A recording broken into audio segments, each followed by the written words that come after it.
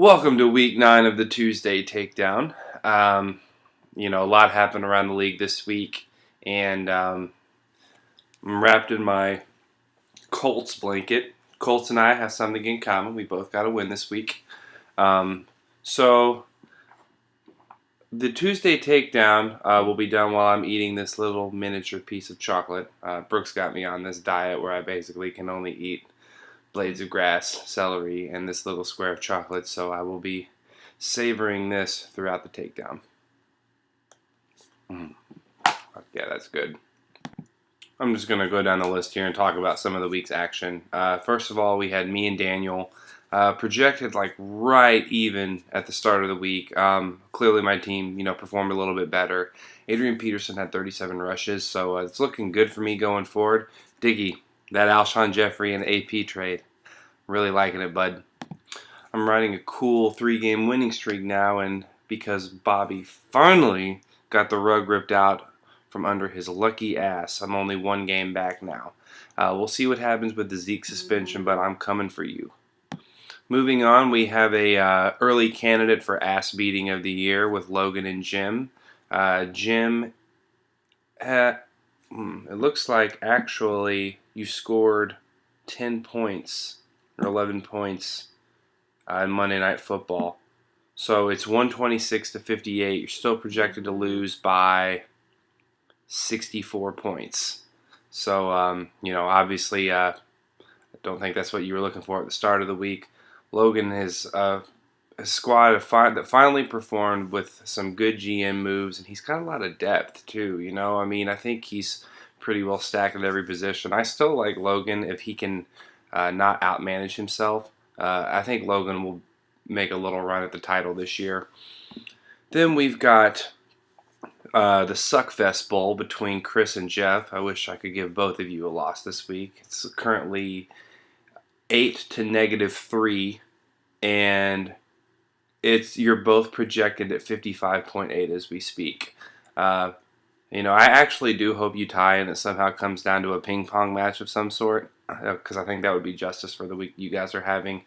I'm obviously rooting for Jeff in that situation. No offense, Chris, as a division rival. And I would like to see Jeff get off the schneid a little bit. And then we've got Rogers King of the Injured with Abdullah Oblongata. Neville's crucial W. And I'll be curious to see what Bobby does with his team once Zeke gets suspended. Well, knowing Bobby's like he probably won't. They'll actually probably throw him a parade. But I don't necessarily, with the whole Alvin Kamara situation in New Orleans, I think Mark Ingram is going to be not as valuable as he was a few weeks ago. Aside from your career getting 17, you do have Cam, which is good. But I'll just be curious to see if you can keep it up. Especially as you start to feel the heat from me and Chris a little bit. I feel like, I don't know. We'll see. Zeke, who knows?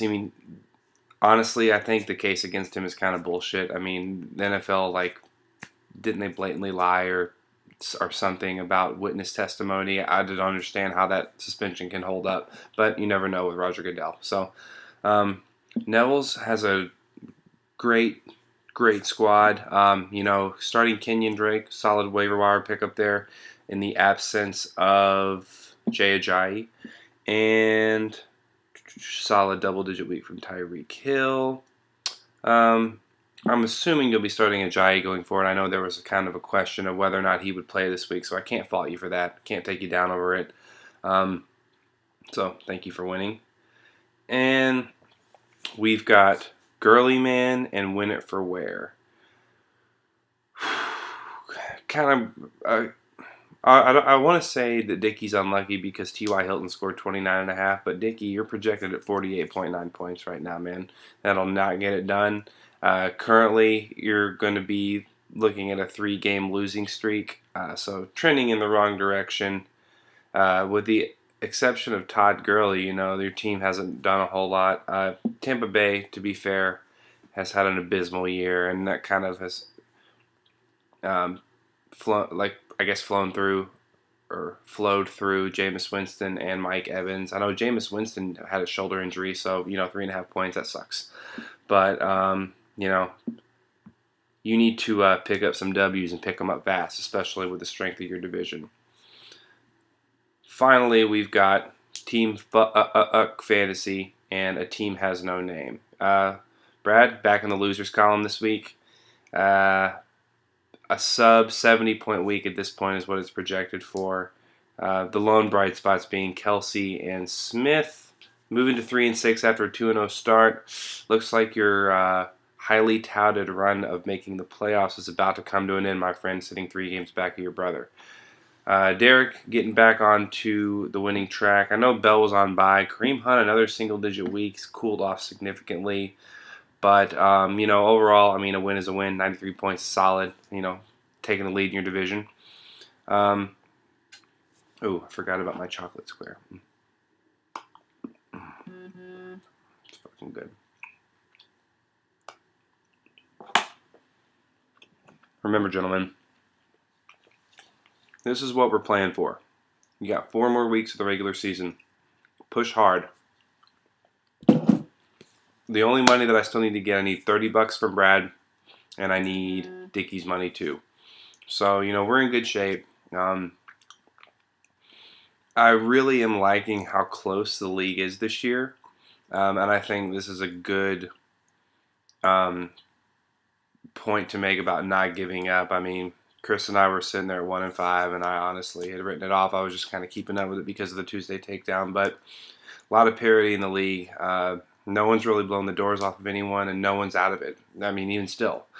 So, we're at the point now where some of the 3-6 teams need to win out. I probably need to win out because I had lost twice to Bobby, but, the dream is alive, so keep fighting for that $300, and at the least, if you win your division, you basically get your money back. So, that's all for this week.